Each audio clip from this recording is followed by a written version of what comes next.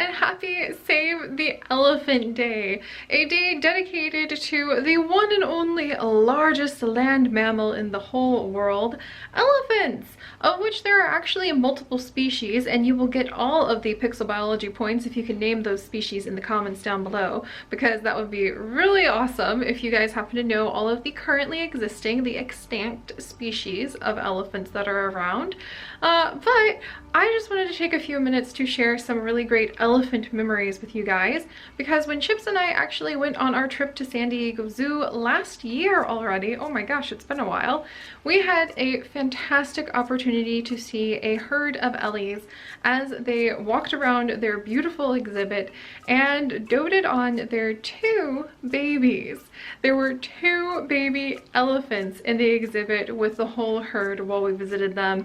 And if you guys have never seen a baby elephant as it runs around playing, as it tries to pick things up with a trunk that's still kind of flopping all over the place because they're learning how to control it, well, don't despair, because you're about to see a really cute set of baby elephants in just a couple moments here in the video, but it's totally worth visiting with them and just seeing such an intelligent creature as it interacts with its environment, mostly using its nose, which is really cool.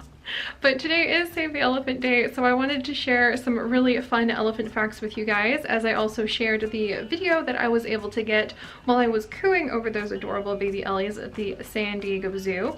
This is actually at the San Diego Zoo Safari Park, mind you, because they keep the Asian elephants over at the San Diego Zoo. So if you want to see the African elephants, just gave you some hints on that whole how many elephants exist in the world thing, then you want to go over to the safari park in the future when we can go back to safari parks.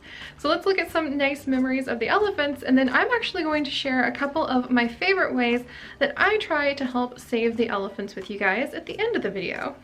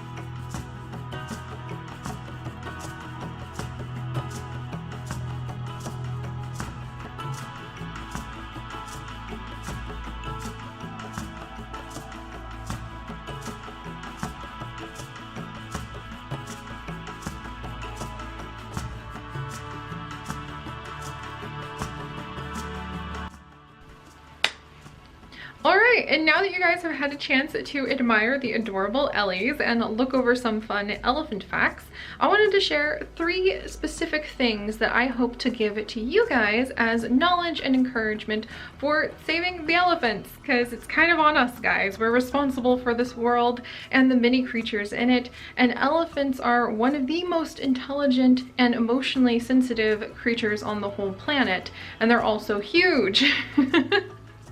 That just makes them so unique that I just cannot imagine a future where we don't have happy, healthy herds of elephants moving through our world, because it would be such a devastating loss to our whole history of our planet to lose elephants, to lose healthy, happy, emotionally well herds that have enough room to roam across a habitat that's not broken up by habitat fragmentation, where they aren't being poached, where they don't have emotional memories of losing their members of their family to poaching or to human interference. I would love to see a future for elephants that is balanced and gives them space that they deserve in our world too. So I'm actually really big into elephants, even though you guys normally hear about how big I am into, you know, giraffes. But I guess it's fair to be big into elephants, because elephants are kind of big, huh? All right, before I end up down my mini Ellie sibilant puns, Ivory am going to continue on talking about the things that I think we can all do to help save the elephants. And there's a lot.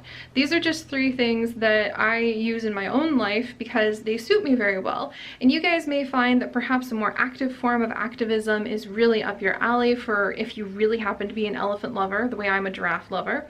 There are all sorts of organizations you can join all throughout the entire world.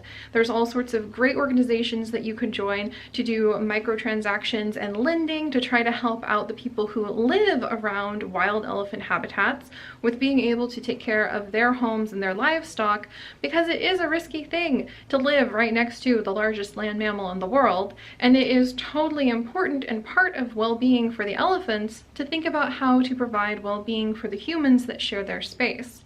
So there's lots of really, really big things, no pun intended, because you know, elephants are big, that we could all find a way to do if you feel so prompted to help elephants. But there's also several smaller things that really do make a difference that I wanted to share with all of you, because I believe we all could do these things. The biggest thing is the cliche, stay curious.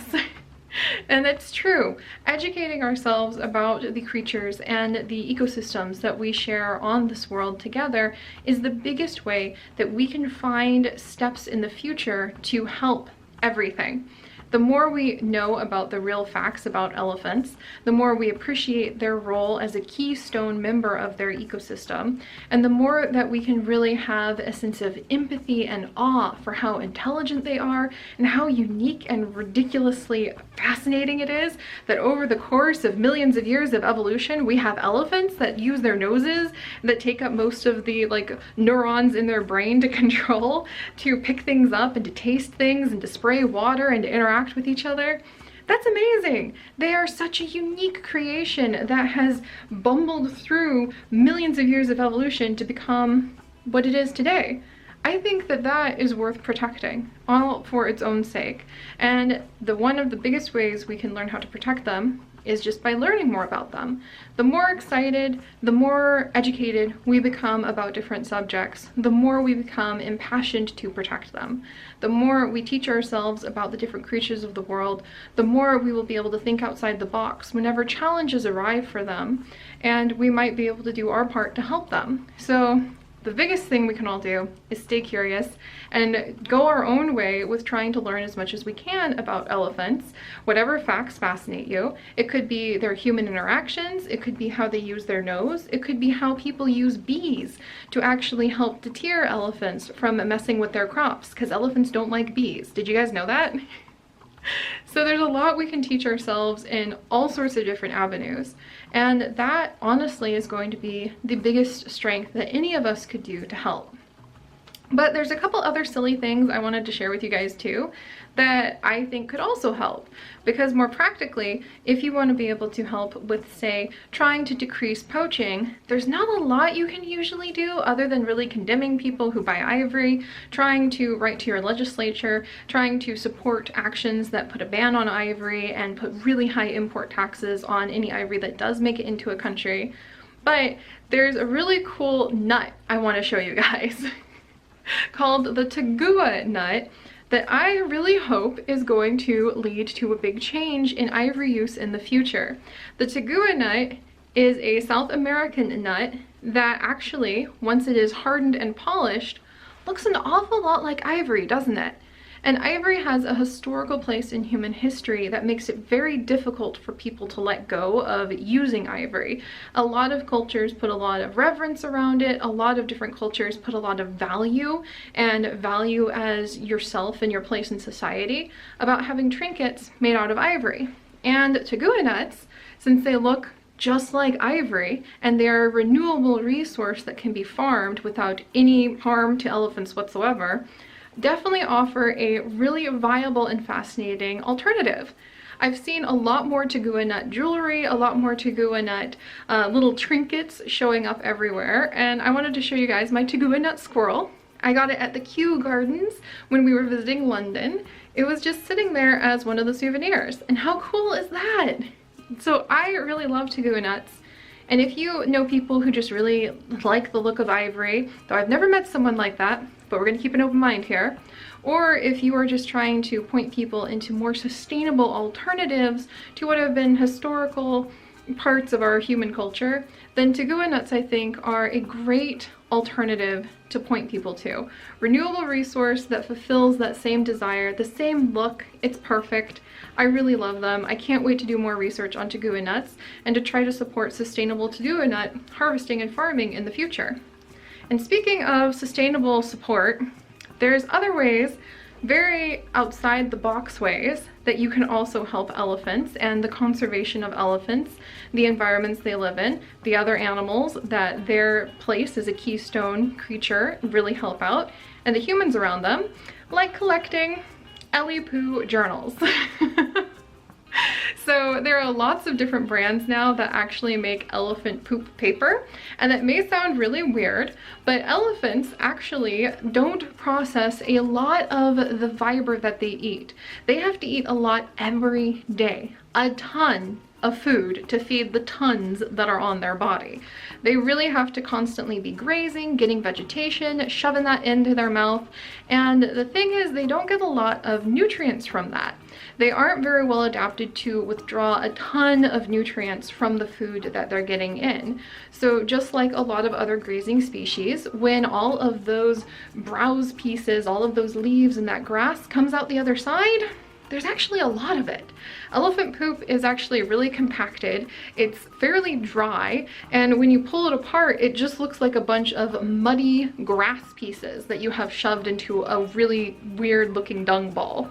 So the end result is that there's a lot of fiber matter left in elephant poop. Yes, this is an interesting conversation. Like I said, we're thinking outside the box here. And you can find a lot of companies nowadays who try to protect rescue elephants, for instance, or they try to protect elephant corridors, where they will have sections of forest that they are able to afford to guard and allow the elephants to just roam through wild, who collect the elephant poop, take it back to paper processing factories, rinse it all out, end up with the 80% of an elephant dung ball that is still viable plant matter that you could do something with, and then they actually turn that plant matter into paper.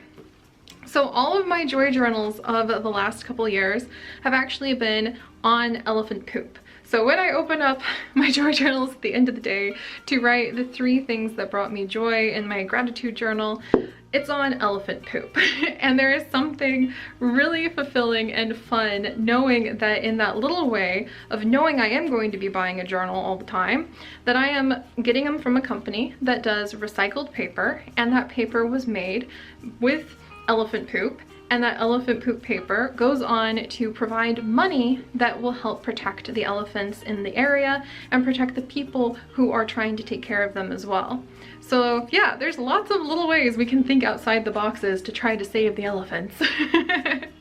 And those are just a few of them. Stay curious, learn more about tagua nuts if you're looking for an alternative to ivory, and I honestly don't know anybody who does ivory, but I'm sure they're out there. And also look into very creative solutions like elephant poop paper.